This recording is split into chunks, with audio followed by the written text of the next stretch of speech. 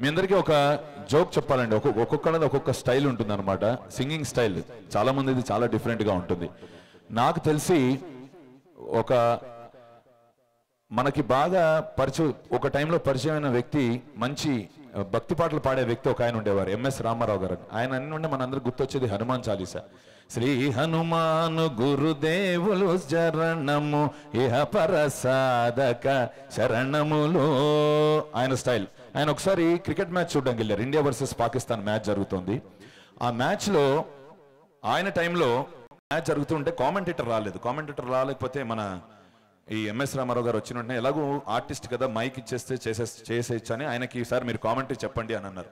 Commentary చెప్తా అంటే ఆర్టిస్ట్కి సంబంధం లేదు, నాకు మైక్ ఇచ్చేసి ఇప్పుడు నేను సింగర్గా వచ్చాను కానీ మిమిక్రీ చేయట్లేదు అలాగే అనమాట. ఆయన కూడా వెళ్ళి కామెంటరీ బాక్స్లో కూర్చున్నారు. అప్పుడు బౌలింగ్ కపిల్ దేవ్, బ్యాటింగ్ ఏమో ఇమ్రాన్ ఖాన్.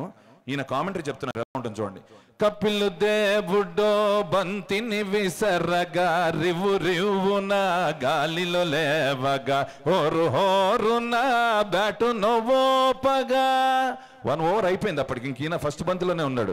సార్ ఇలా అయితే మాకు కుదరదు సార్ అని కోపం వచ్చి ఇంటికి పంపించేస్తే ఆయన ఇంటికి వెళ్ళిపోతుంటే ఇళయరాజా గారు అప్పుడు ఒక మంచి పాట చేస్తున్నారు. అందరూ చప్పలు కొడితే, బలపం పట్టి బామ్మ బళ్ళు నేర్చుకుంటా, పంతం పట్టి ప్రేమ బళ్ళు ఆహా ఓహో పాడుకుంటా, అమ్మ అంట అమ్మడు హొయ్యరే హొయ్యరే హొయ్ కమ్మగా ఉండేటప్పుడు.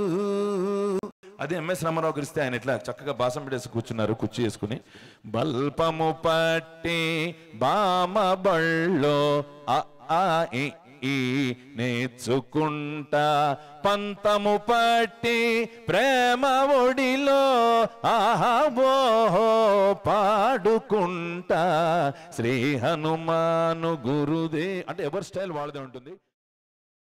రుద్రమదేవి దర్శకుడు గుణశేఖర్ సీనియర్ నటుడు సుమన్కు ఇచ్చిన చెక్ బౌన్స్ అయింది. దీంతో గుణశేఖర్పై కేసు నమోదైంది. దీనిపై మరిన్ని వివరాలు మా ప్రతినిధి అమిత్ అందిస్తారు.